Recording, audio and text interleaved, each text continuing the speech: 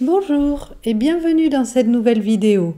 Nous allons corriger l'épreuve du brevet tombée ce matin en métropole. Dans cette vidéo, je vais faire la partie histoire, puis j'en publierai une nouvelle en fin de journée pour la géographie et le MC. C'était donc l'histoire en étude de documents, sur le thème civil et militaire dans la Première Guerre mondiale. Le premier document était un témoignage d'une enfant pendant la Première Guerre mondiale. Le second était une affiche française de 1918 appelant les civils à poursuivre l'effort de guerre en participant au 4e emprunt. Voici les questions portant sur le document 1, c'est-à-dire sur le témoignage. D'ailleurs, la première question, c'était tout simplement d'identifier la nature de ce document. Et ce document était un témoignage. Ça y était écrit dès le titre et ça y était réécrit au niveau de la source en bas du document. On ne vous demandait pas de présentation plus complète, c'était là seulement la première étape de la présentation, à savoir la nature. Dans la deuxième question, il fallait relever 3 extraits montrant les souffrances des civils. Je vous rappelle que relever, ça veut dire citer le texte entre guillemets. On n'oublie pas de préciser les lignes. Dès que vous avez un document texte dans votre épreuve, très rapidement, dès que vous le découvrez, vous numérotez les lignes de 5 en 5. Ça vous fait gagner du temps par la suite, notamment pour ce type de questions. Pour clarifier la réponse, n'hésitez pas à classer les éléments relevés en énonçant les idées à en tirer. Donc là, il vous fallait seulement 3 extraits. J'en ai relevé pour 4 idées. Première idée, on peut dire qu'ils souffrent de nombreuses pertes dans leur entourage. Le passage à relever pour illustrer cette idée était les trains de blessés à la ligne 5. Ensuite, deuxième type de souffrance, ce sont les pénuries de nombreuses ressources. On peut relever, on manquait de beaucoup de choses à la ligne 7. Manque de pain. Les pommes de terre étaient rares à la ligne 16. Ils souffrent également de pauvreté.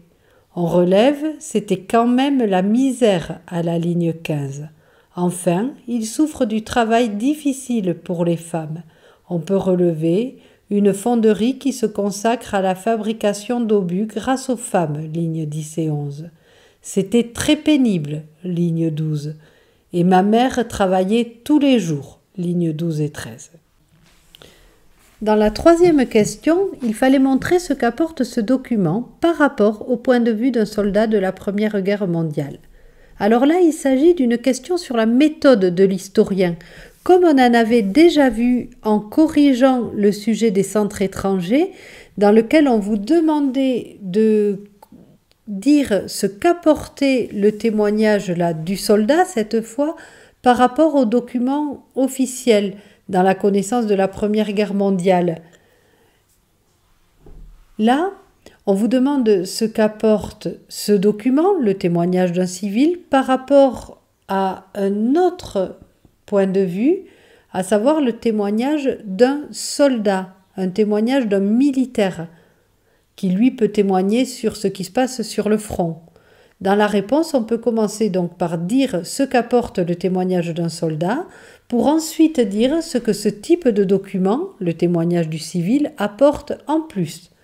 Ce qui peut donner, le soldat peut témoigner de sa vision des combats, de sa souffrance sur le front, sur les armes, sur les tranchées. Là, avec ce témoignage d'enfant, on peut se rendre compte que la vie est aussi difficile à l'arrière, avec les réquisitions de nourriture, la reconversion de l'économie pour la guerre, le travail des femmes et la violence des combats qui arrivent tout de même jusqu'à eux avec les trains de blessés. Voici maintenant les questions sur le document 2, c'est-à-dire sur l'affiche. On commence par la question 4. Décrivez l'affiche en montrant comment les personnages représentent le front et l'arrière. Donc on commence sur notre brouillon à analyser les mots importants de cette question. Décrire, c'est dire ce que l'on voit. Le front, c'est la zone de combat. Et l'arrière, c'est la partie d'un pays en guerre qui n'est pas touchée par les combats. Ensuite, On peut rédiger notre réponse en tenant compte de tout cela. Donc, 2 personnages représentent l'arrière, c'est-à-dire la partie du pays qui n'est pas directement touchée par les combats, un homme âgé et une petite fille. Ils sont vêtus en habits bourgeois, ce qui montre qu'ils ont de l'argent. Ils tendent une caisse de munitions à un soldat armé placé au-dessus d'eux. Ce soldat représente le front, c'est-à-dire la zone des combats. Sur l'affiche, un message est inscrit. L'emprunt des dernières cartouches. Français, encore un effort. Voilà pour la description. Et on ne fournit pas d'explication ici, il s'agit simplement de dire ce que l'on a vu. On passe à la question 5, expliquer l'objectif de cette affiche. Quand on a le mot « expliquer » dans la consigne, il s'agit de donner du sens en utilisant aussi nos connaissances. Nos connaissances doivent être là pour nous aider à clarifier le document. L'objectif, c'est le but. On se demande à quoi doit servir cette affiche. Donc ici, la connaissance qu'on utilise pour répondre, c'est l'emprunt national. Ce qui peut donner comme réponse, l'objectif de cette affiche est d'encourager les Français à prêter leur argent à l'État pour financer la guerre. C'est l'emprunt national. Ici, il s'agit du 4e emprunt. La dernière question porte sur l'ensemble des documents. C'est ce qu'on appelle une question de synthèse. Souvent, celle-ci est un peu plus développée. C'est comme un mini-développement. On peut même l'organiser en plusieurs paragraphes si on le souhaite. Le sujet était montrer comment les civils participent à l'effort de guerre entre 1914 et 1918. Donc on réfléchit rapidement au brouillon aux différentes façons dont les civils participent à l'effort de guerre. J'en ai noté 4. Tout d'abord les réquisitions et le rationnement. Deuxième façon, l'économie de guerre avec les femmes dans les usines d'armement. Troisième façon, les finances avec l'emprunt national.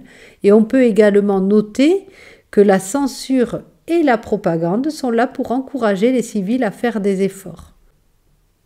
Ce qui peut donner comme réponse rédigée, pendant la Première Guerre mondiale, les civils soutiennent la guerre de différentes façons. Tout d'abord, ils doivent livrer une partie de leurs récoltes, comme les pommes de terre, et de leurs animaux pour nourrir et servir les soldats sur le front. Les civils sont donc rationnés et la nourriture leur manque. De plus, toute l'économie est tournée vers la guerre. Les usines se sont reconverties pour produire l'armement et des femmes, mais aussi des travailleurs coloniaux et étrangers sont employés. Aussi, avec l'emprunt national, ils confient leur argent à l'État pour financer la guerre. Enfin, tous ces sacrifices sont encouragés par la censure et la propagande. Voilà, c'est terminé pour l'histoire. J'espère que cette correction vous aura rassuré. Je vous dis à très vite pour la partie géographie et EMC.